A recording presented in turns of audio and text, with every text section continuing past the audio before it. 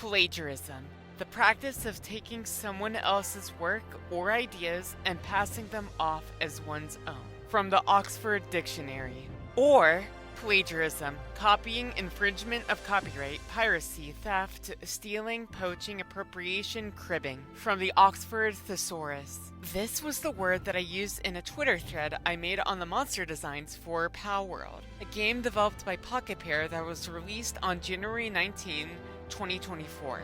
At the time of this upload, it has been over a year since the game initially released. So to honor that, I thought I'd make a reflection video. But rather than going into specifically the game itself, I wanted to talk about my experience and how it impacted me. A lot of people who are more qualified have already covered it in detail in ways that are more nuanced than I ever could. So if you want that perspective, I recommend watching those instead. So please bear with me as we journey back to January 22nd, 2024. I made this series of posts after seeing my friends talk about the game during the hype up for the release and after. Feeling curious and a bit bored, I decided to place my hat into the ring and make a thread describing to the best of my ability what felt odd about the Palworld designs. I didn't factor in gameplay or genuine legality, just my opinions when I first posted it. At first, it was just a few likes and reposts from friends and folks I already knew. The usual sort, so I thought it would remain like that. Because at the end of the day, the silly thread was just me rephrasing everything a bunch of my friends said. So even if I organized it all into this one post, I didn't expect anyone to read it. It was just me typing something and moving on. But after the second day, something surprising happened. It got more comments, more retweets, and way more likes. By the end of the first week, the first tweet had about 31,000 likes, 4.7 thousand retweets, and 361 comments. After that, I found my tweets on various news articles, YouTube videos, and notifications from friends who saw the post get big on their feed. There I am, Gary! This was unimaginable to me. I couldn't believe it. But while getting attention was nice, not everything was so great. This event made me get distracted from school, let negative replies get to my head, and just place a negative toll on my health. I've recovered since then, but it still wasn't great. When I found a tweet on an article discussing the situation, I contacted the author to say that I didn't give consent to use my tweet. But soon after I sent the email, I found out more articles used the post, and then learned more about how journalism regarding social media worked and things like that. The author of said article responded to my email at least, and was really polite on the matter, so that was appreciated. It's been nearly a year, if not more, since I made that thread. And even after all of that, I still feel mixed about it all. While I'm glad I was able to bring in some discussion, I feel like there were a lot of mistakes I've made as well. And even then, I think my opinions have changed overall. So I thought I'd make this video in order to reflect on the thread. This would allow me to clarify some of my statements, address my mistakes, and see if my stance shifted at all. Before I go through it though, let me address a few things first. 1. These are purely my opinions and nothing objective. Art is subjective, so that means so are my stances here. So feel free to disagree. 2. This thread was exclusively on the designs and art style, not gameplay. That is another field for others who are more familiar and qualified can go into. And 3, in reference to the comparisons, I will refer to both Pokemon and Palworld under the term Monster Tamer. The reason for this is because while many use the term creature capture or monster collector, Monster Tamer is often what I've seen applied under these circles. Now there is some debate on whether Monster Tamer is a full-on genre or not, but I'd rather refrain from going into that topic. So I'll just say Monster Tamer and then move on. And now, let's begin. Pokemon and Palworld. Inspiration versus plagiarism from someone who made Monster Tamer designs a majority of her personality a thread.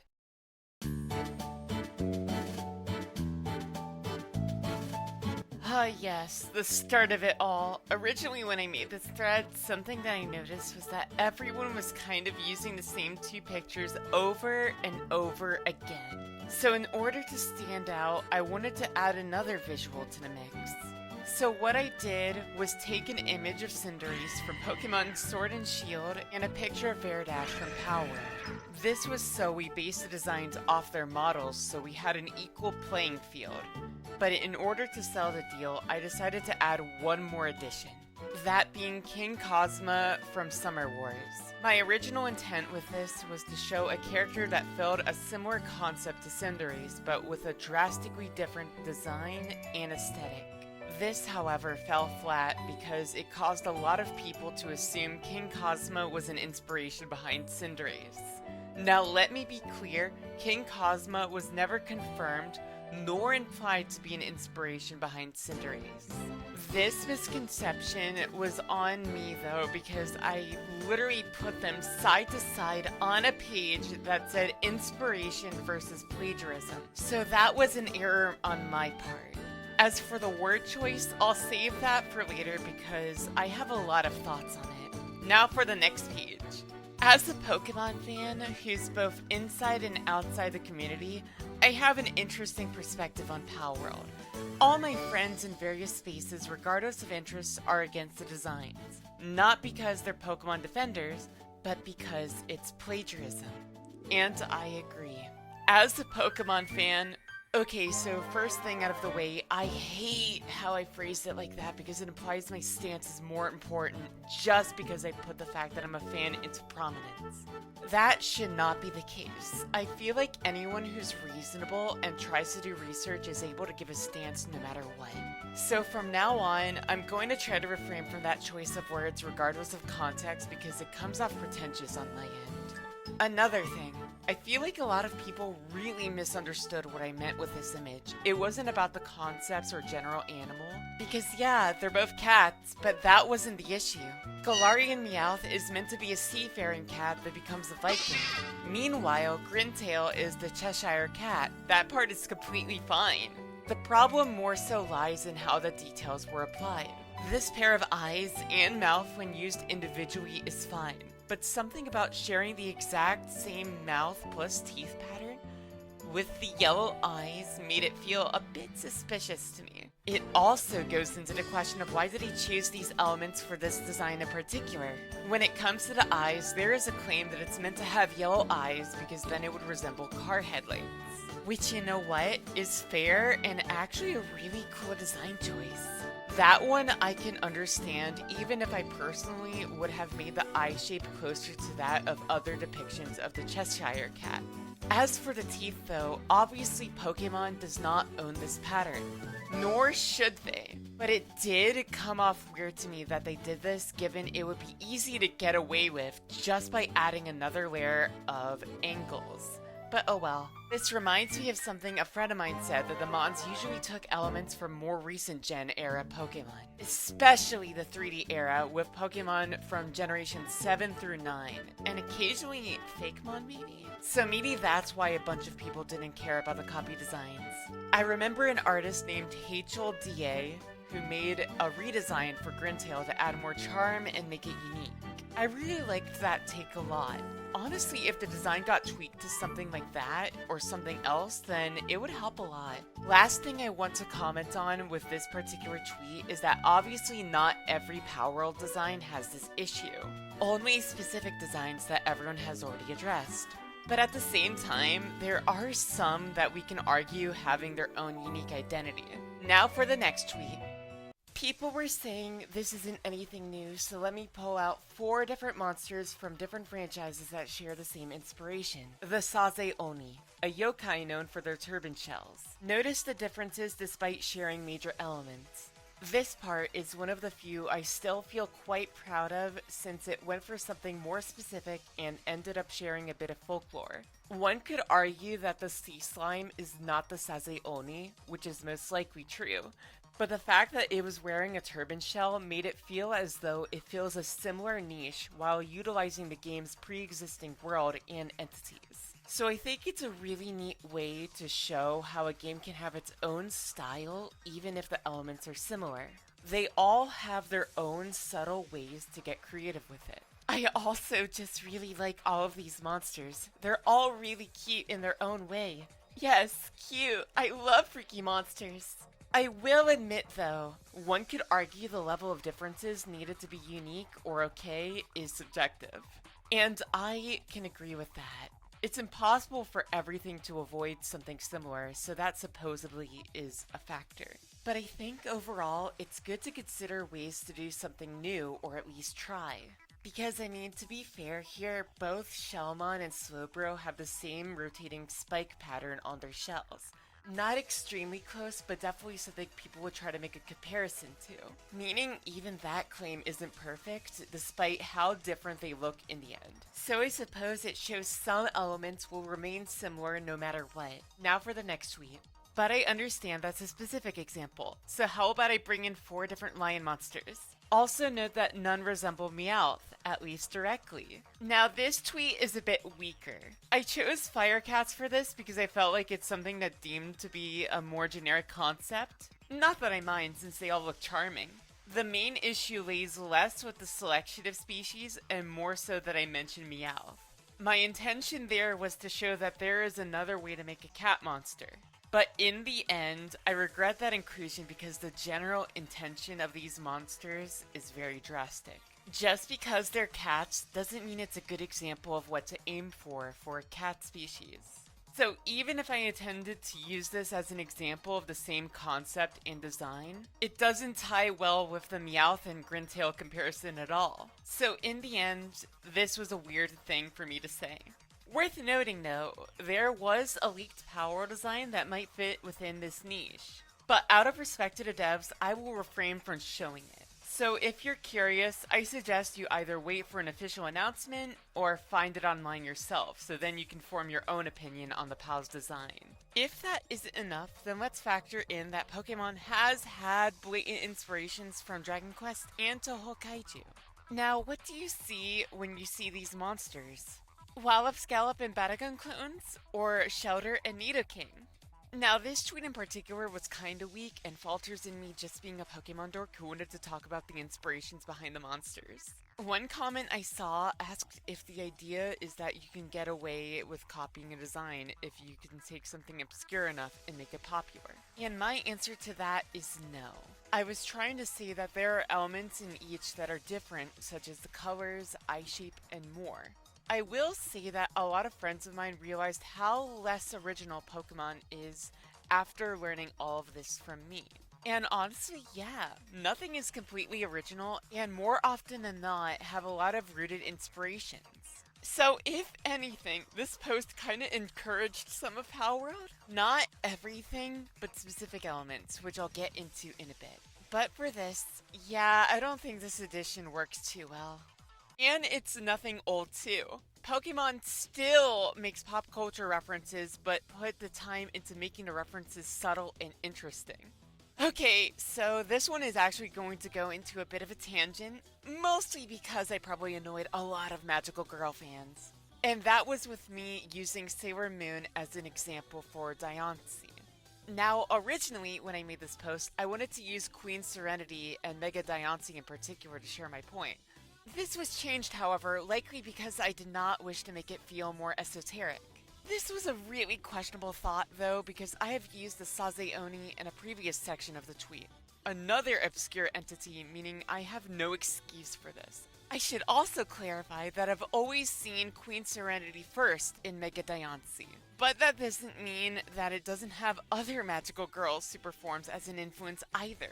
Just because I didn't say it doesn't mean I don't know that other magical girl shows exist. I'm a Precure and a Pre-tier fan for crying out loud. And there's still a bunch more that I want to watch as well, such as Revolutionary Girl Utena and Tokyo Mew Mew. I even referenced Utena in a later part of the thread.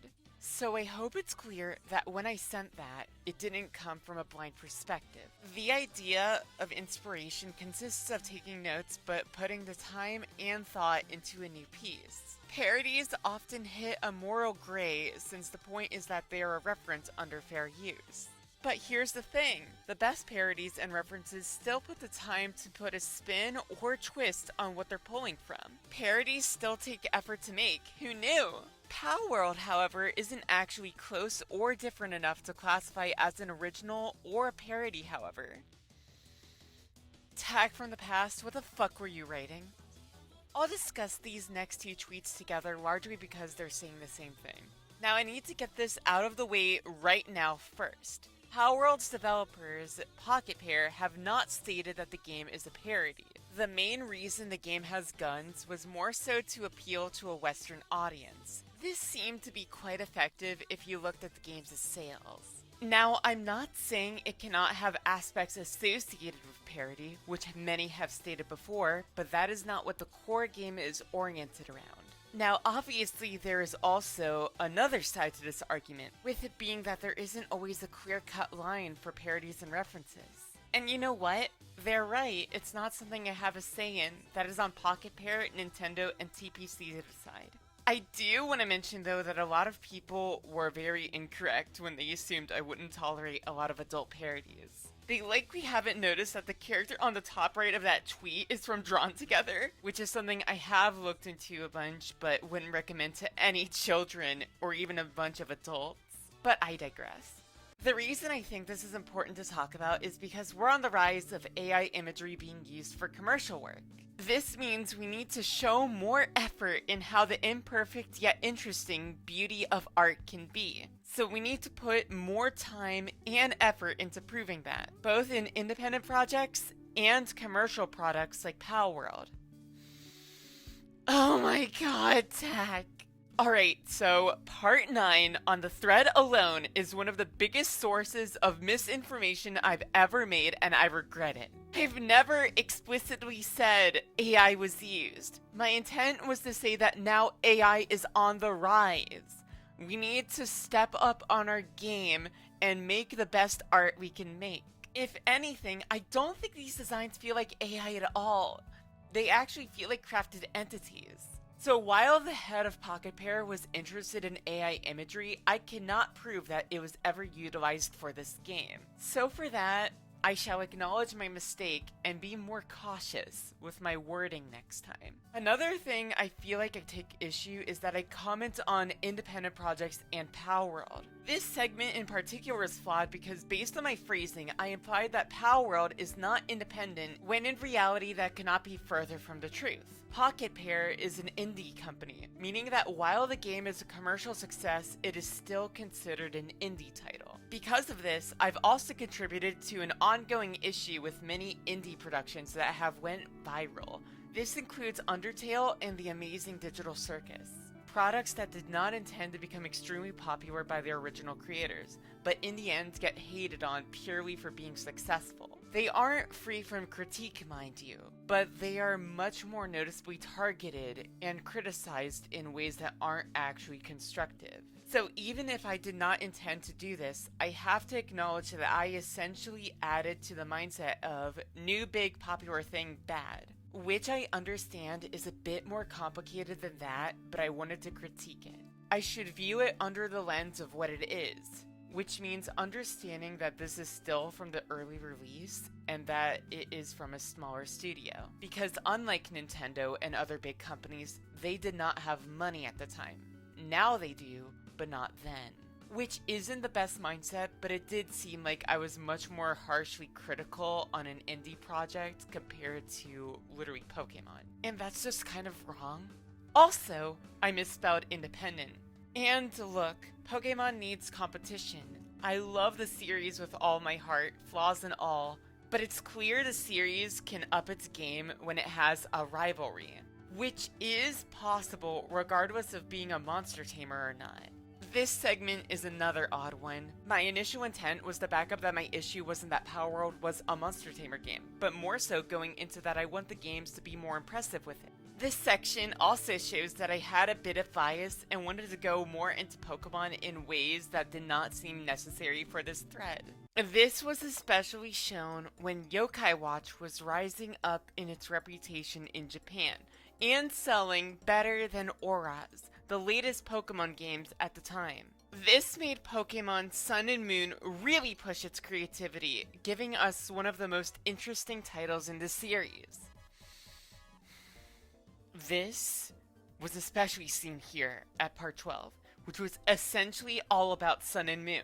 This segment was also something a few of my friends did not agree with when it came to Yokai Watch influences in Pokemon.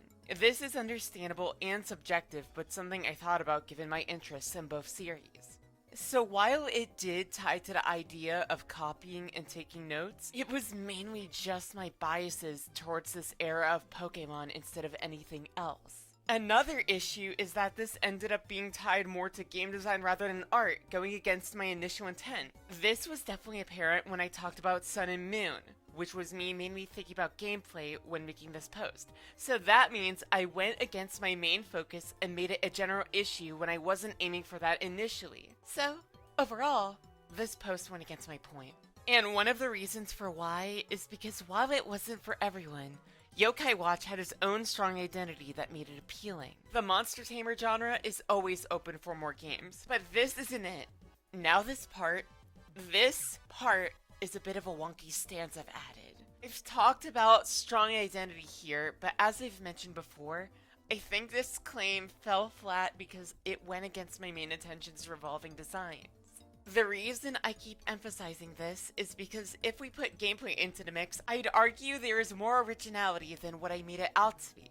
The game is often called an art clone and heavily puts more focus on the survival element. And honestly, I feel like that part interests me a lot more. In the past, I used to play games that leaned more into the survival element. So when looking into the gameplay, I'll admit my interest was piqued. Survival game with monster taming elements into the mix? That's just bait for me. I recall a few fan games similar to that description, but I don't remember any commercial product of that nature. Now note, I don't include Legends Arceus for this because that was more so about surveying and researching rather than survival. It had survival elements, but that was not the main focus. So with this in mind, I not only contradicted my own intentions with the original tweet, I am also essentially a liar here with my take. Now note, I'm not saying it's the most original concept in the universe, but at the same time, I don't think it's that lazy of a conceptual blend. It's all subjective at the end of the day, but I feel like here it's actually somewhat cool. Note that when I mean Monster Tamer as competition, I don't mean a Pokemon killer. That's disingenuous. The most successful titles are the ones that do something different enough to stand on its own.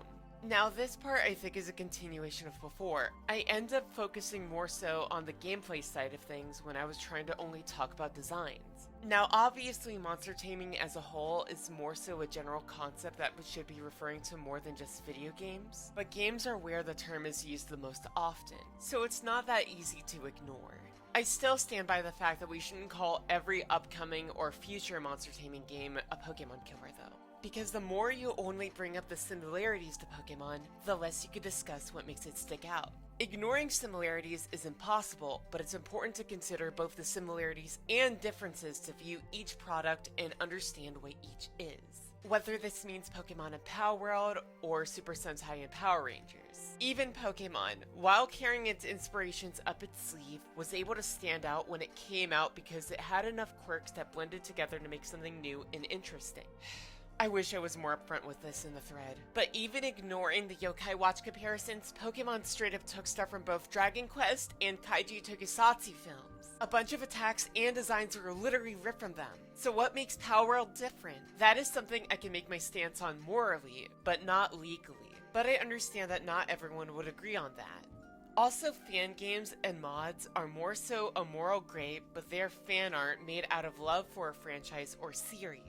And they aren't able to make a profit from it. Even then, they're putting an effort lately to make better projects. I've also, of course, mentioned Pokemon fan games, which do largely consist of turn-based RPGs, at least on my end of the community, but that doesn't mean other takes exist as well. There's a lot to find if you look hard enough, but I'm getting ahead of myself.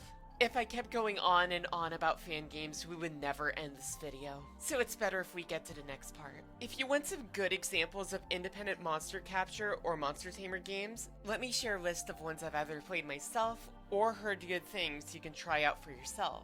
Cassette Beasts, Digimon Cyber Sleuth, Dragon Quest, the Megami Tensei series. Oh my god, TAC! I did send more examples of Monster Tamer or at least Monster Tamer leaning games, but I really need to bring this up. Independent was an inappropriate word here because literally every game in that pick was from a large studio except Cassette Beasts. I think I meant non-Pokemon, but I ended up using a poor choice of words. Overall, that's all I've got to say on the subject. There have been interviews talking about the models being done from the studio itself, so I'll link this for future reference. Thank you for reading! So yeah, that was a thread. An odd one of that. Admittedly, I'm still unsure how it got that big, really. It didn't really convey all my thoughts that well. I mean, maybe some of it, at least. There were 2 more posts that I made, one about Kingpin from Palworld and one about Spooky Ona from Cassette Beasts. The former even ended up in a Moist Critical video, but I don't really have much to say about either post, really. So for my thoughts on the thread itself. Did these tweets change my life and stress me out? Yes. Do I regret making these tweets? No? But here is the real question. Do I still believe Palworld plagiarized Pokemon designs? Maybe? I once talked to a friend about what the word plagiarism means and how there might be more appropriate words for these games as designs. One particular word being ripped off, and the more I thought about it, the more I agreed with him. Because these designs may be heavily inspired by the ones from Pokemon, but the issue isn't so much that they copy the traits, but more so how they utilize said elements. I don't think Palworld specifically ripped off designs in a way that's no different to a bunch of other projects, but more so they pulled from them in a way that lacks some nuance. To put it simply, I just found them kinda generic, but I understand that's subjective. This thought is only encouraged by the fact that one of the higher-ups at Pocket Pair admitted that they often follow trends rather than make them, meaning they aren't often ones that make their own ideas. Now, this is only one major figure and not, say, the entire development team, since it's clear some staff have ideas. But it does indicate a major trajectory for the studio. I should clarify this only refers to some designs and not all. And also, I want to factor in that all the pals shine better in-game because they're really well animated and lively. Cognito is actually super charming in-game with how it moves and walks about. It's really appealing to me and kind of inspiring. The game does have some simple but distinct designs in it, like Kingpin. Some people would compare it to Empoleon, but that's only in concept. It shows a lot of personality from the way it moves and poses in-game. I want to see more of that, to be honest, because when it works, it really works. And you know what? I think Pocket Pair is actually showing that. In a recent trailer for a future update, they showed a couple of the new pals, all with unique designs and a really cool amount of charm to them. I was actually kind of excited when I saw them. I'm not saying they're my favorite new monsters ever, no, but I felt like they all showed some kind of fun that I live for with tameable monsters. I really hope they keep going towards this route because it seems very promising. But then again, it's worth noting that Palworld got sued by Nintendo a while back for the infringement of patents. So who knows, really? Admittedly, this is reaching a point beyond my level of knowledge, so instead I'll link a few videos in the description that I think would better handle explaining this matter. This may take years for the results to emerge, but for now, that's everything I have to share. Pokémon Legends ZA is set to come out this year, and from there we're going to see more content from other monster tamers as well, including Palworld. So let's enjoy what we experience and have fun. We can have more than one type of cake, you know. That's all I've got. If you have a personal experience regarding Palworld or some other monster tamer that isn't Pokemon that you want to share, by all means, post it in the comments. Before I go, I just want to give a special thanks to some folks. Ronko Ruru for our talks about the game designs and interviews. Majora Z for discussing with me about the concept of plagiarism and what it means. Quasar X and Buster Blazar for editing this video. I genuinely would not get this done if it wasn't for either of their help, so thank you so much. And finally, I want to thank you, the viewer. Whether you left a comment or not, I genuinely appreciate you watching this video. I hope you have a wonderful day and enjoy yourself.